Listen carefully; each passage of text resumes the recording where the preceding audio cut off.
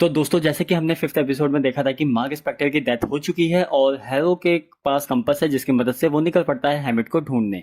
वहीं दूसरी तरफ मार्क फंसा हुआ है पाताल लोक में और हिप्पो वाली गॉडेस यानी कि टॉरेट उसे कहती है कि अगर वो अपने हार्ट को बैलेंस करे तो वो वापस यहाँ से जिंदा निकल सकता है। वहीं दूसरी तरफ मार्क की बीवी लैला हैरो का पीछा कर रही है हैरो से अपने पति की मृत्यु का बदला लेने के लिए। लेकिन हैरो तो बढ़ रहा है एमिट की तरफ उसको आजाद करने के लिए और अब हैरो के पास पहले से ज्यादा शक्ति है।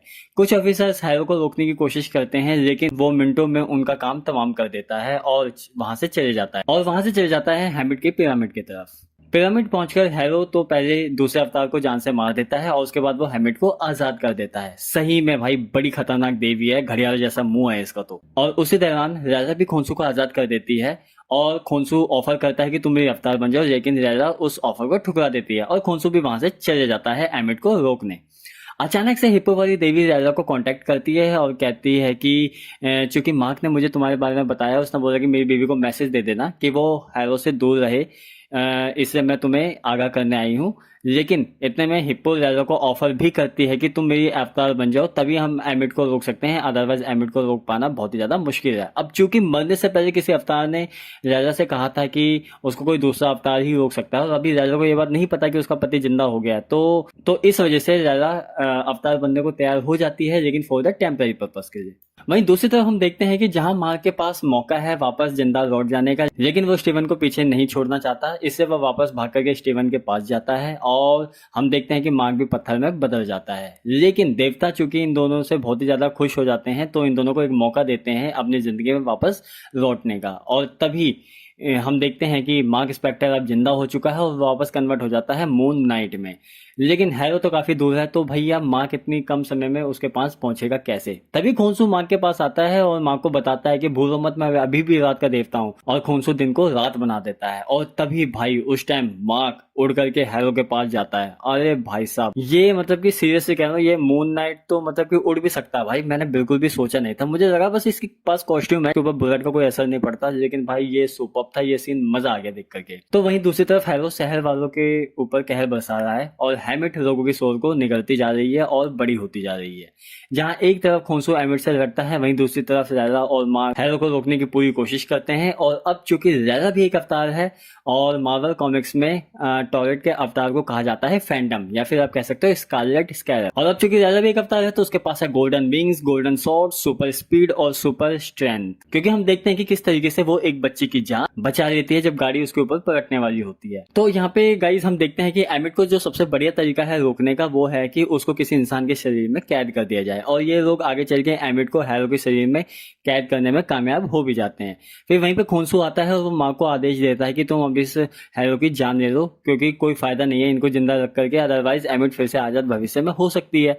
लेकिन मार्क वो चीज करने से मना कर देता है और मार्क कहता है कि मैं ऐसा बिल्कुल भी नहीं हूँ और अब तुम मेरा कर्ज तोड़ दो और मुझे इस अवतार से आजाद कर दो। तो खोंसू भी उसकी बात मान करके वहां से चले जाता है। उसके बाद सीन शिफ्ट होता है और हम देखते हैं कि हैरो किसी हॉस्पिटल में पड़ा हुआ है व्हील चेयर पे, और तभी अचानक से वहां पे कोई आदमी आता है हैरो को लेने के लिए और हैरो को बाहर लेकर के जा रहा होता है, और उसके बाद उसको बैठा दिया जाता है गाड़ी में खोंसू को देख करके हैरो ज्यादा मतलब कि सरप्राइज नहीं होता, और हैरो कहता है कि भैया तुम्हारा मार्क तो बहुत ही मतलब कि निकम्मा इंसान निकला और कुछ फायदा भी नहीं है और इसलिए तुम मेरे पास वापस आ गए हो। वहीं पे खोंसू हंसता है और उसको अपने एक नए बंदे के बारे में बताता है। तो हैरो को लगता है यार ये क्या बकवास कर रहा है, तो खोंसू हैरो को बताता है कि यार मैं तुम्हें ना अपने एक नए दोस्त से मिलवाना चाहता हूँ जिसका नाम है जेक रॉकली। और भाई साहब जेक रॉकली का फाइनली हमें अवतार वहां पे देखने को मिलता है। ये वो इंसान है जो कि ठोकते समय ना सोचता नहीं है, बस बिना सोचे समझे सीधा ठोक देता है, सीधा इंसाफ करता है। अगर मारना है सामने वाले बंदे को तो सीधा मारने का, और भाई गोली चला करके वहीं पे हैरो का काम तमाम कर देता है। और यही वो तीसरी पर्सनैलिटी है जिसका काफी टाइम से मतलब कि बाकी एपिसोड्स में हमें टीज किया जा रहा था। और सीरियसली कह रहा हूँ भाई साहब, जेक रॉकली को देख करके मजा आ गया। आगे चल के अगर इसकी वेब सीरीज आती है तो डेफिनेटली वहाँ पे जेक रॉकली को देखने में बहुत मजा आएगा, साथ के साथ रैला को भी देखने में मजा आएगा क्योंकि अब वो भी एक अवतार है। हालांकि उसने हिप्पो वाली देवी को बोला था कि मैं टेम्पररी पर्पज के लिए ही तुम्हारी अवतार बनूंगी, लेकिन भाई साहब अब उसके पास सुपर स्ट्रेंथ है, सुपर ह्यूमन स्पीड है, तो डेफिनेटली भाई हो सकता है वो अपने काम को आगे भी जारी रखना कोशिश करे। लेकिन इसके अंदर अंदर हमें एक चीज और अच्छे से समझ में आती है। ज़ायदा चूंकि चोरी छुपे अपना काम कर रही थी, वो हैरो के बीच में भी थी, किसी को पता नहीं चला, और वो बंदी स्किल्ड है लड़ाई में, फाइटिंग में, मार्शल आर्ट्स उसे अच्छे से आते हैं।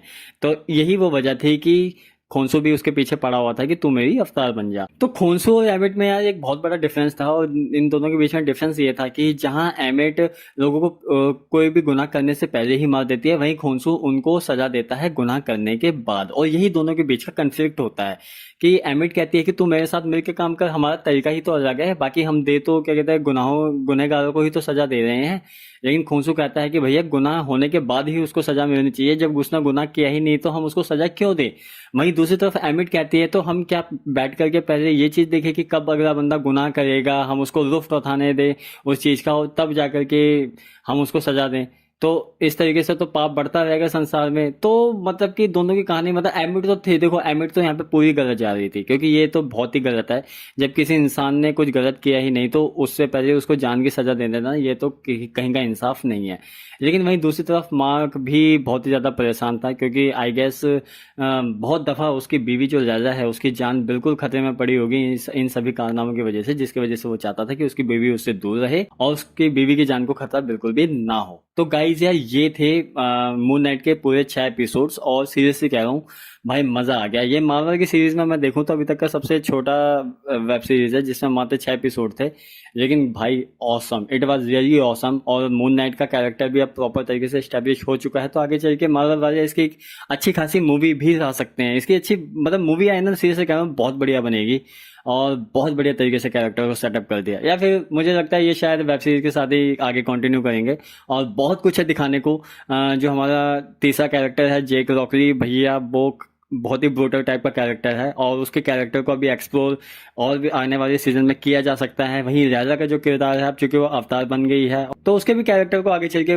अच्छे खासा एक्सपोज किया जा सकता है। तो गाइज मैं यही बोलूंगा भाई, ये मून नाइट की सीरीज बहुत बढ़िया थी, जबरदस्ती मजा आया देख करके। तो गाइज अगर ये वेब सीरीज आपने अभी तक नहीं देखी है ना, तो मैं डेफिनेटली रिकमेंड करूंगा भाई, देखो आपको बहुत मजा आएगा, बहुत एंजॉय करोगे। तो दोस्तों बस आज के लिए इतना ही, हम आपसे मिलेंगे अगली वीडियो में, तब तक के लिए बाय गाइज।